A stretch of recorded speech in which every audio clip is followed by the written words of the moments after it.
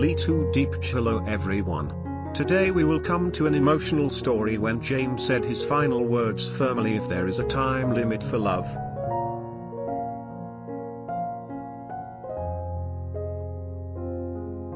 CEO James will love Diep for 1000 years. Today we will see their journey through to Diep's story. The story begins on a mild autumn morning when a convoy of city-plated vehicles unexpectedly entered Diep village.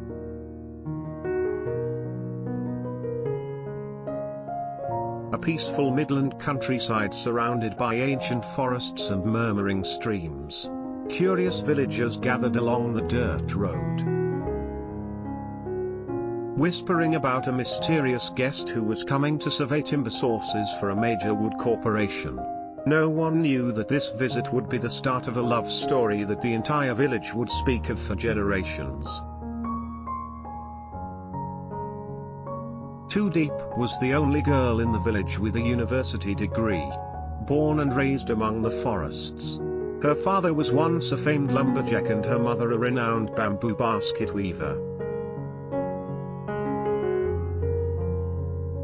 After her father died in a forest fire, Diep's mother stayed single and raised her by selling handmade crafts and forest fruits. From a young age,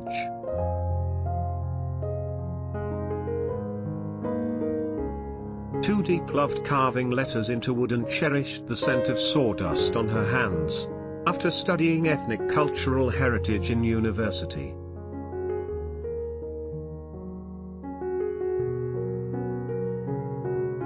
she returned to her village to lead a quiet life, working at the commune office by day and transcribing forestry documents by night. James Tran, CEO of Tranwood Group,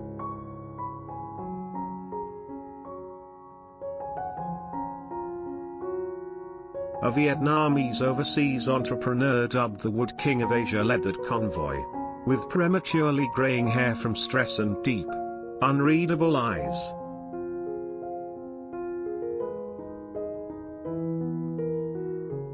James was a man who commanded silence at international conferences. Yet, he was also a lonely soul.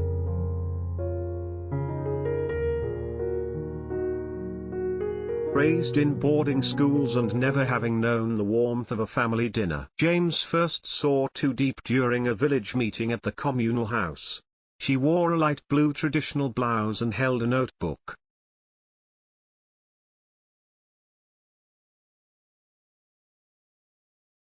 Boldly questioning the reforestation project. Her voice wasn't loud, but it made him take notice. Not all trees should be cut down. Some are the village's birthplace,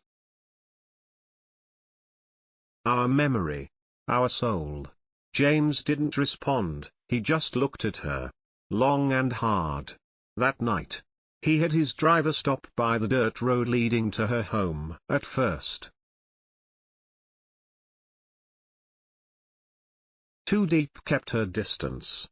She couldn't understand why a man like him, steeped in the world of champagne and billion-dollar contracts, would care about old tales of ancestral trees and forest worship.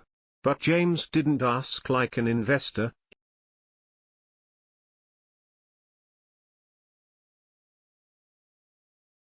He listened like a child craving a bedtime story.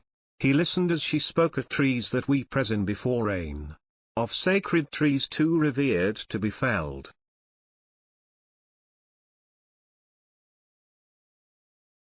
and of a wooden bridge she and her father built by hand at 12. From balcony chats to joint forest surveys, James realized his heart no longer beat to business charts alone.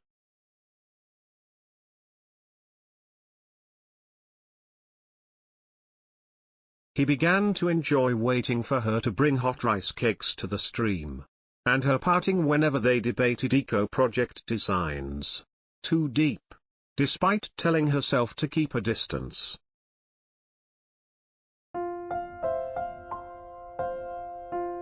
no longer feared his lingering gaze. But their love hadn't even blossomed before storms hit.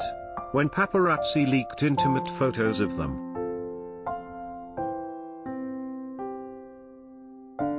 Tranwood's shareholders reacted harshly. The media painted her as a gold digger. The reason? James neglected million-dollar projects. Lytudiep became a target. Anonymous threats arrived. Her mother was judged by neighbors. And James was forced to choose between protecting love or preserving his father's legacy. One stormy night, after crying her heart out beside the wooden bridge her father built, Lytudiep left a letter and disappeared. It read, "If love has a limit,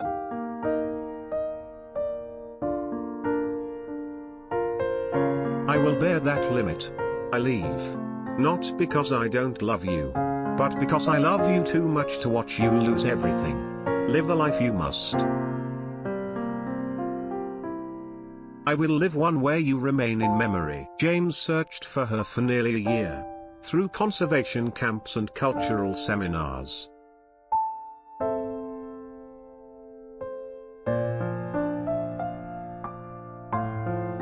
But she had vanished like afternoon smoke. He was no longer the cold James of before, but a man who devoted his profits to libraries, rebuilding wooden bridges,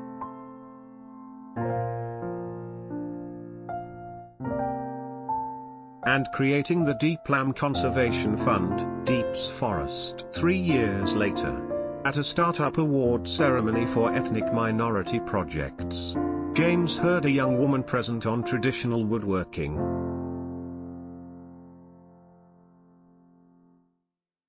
Her voice made him freeze. It was Lytudiep. She had returned. Now the founder of a vocational center teaching ethnic youth wood carving, engraving,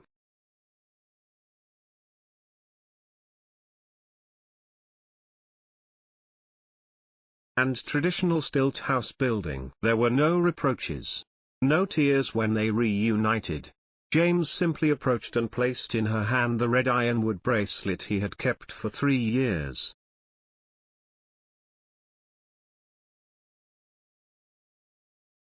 He said, "If love has a limit, then I want to live every second of it with you. But if this life is ours, let me begin again, with the first chisel strike." Lytudiep took his hand, smiled, and for the first time in years, replied, "We don't need 1,000 years. Loving each other properly in one lifetime is enough. But if you want to count,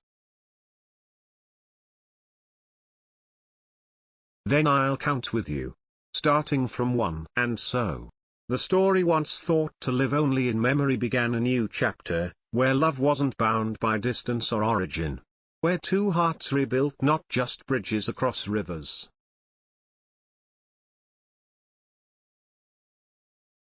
but between souls that had nearly lost one another forever. Months later, on a golden afternoon in the forest where they first met, James quietly walked up to Lytudiep,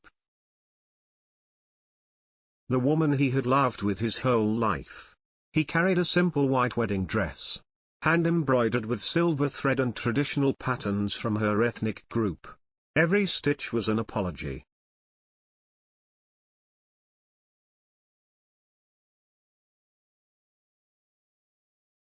a promise, a proposal long in the making. James knelt down, said nothing, and gently lifted the dress onto her shoulders.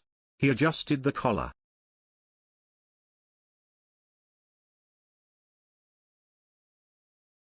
smoothed her hair, and whispered, "Today, I'm not just dressing you for a wedding.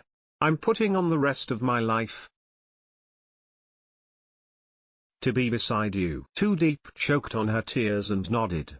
A single teardrop fell and soaked into the pure white hem, a testament to a love that had overcome time and prejudice to bloom in the sacred.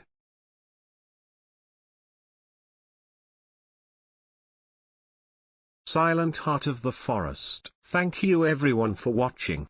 Wish you all good health.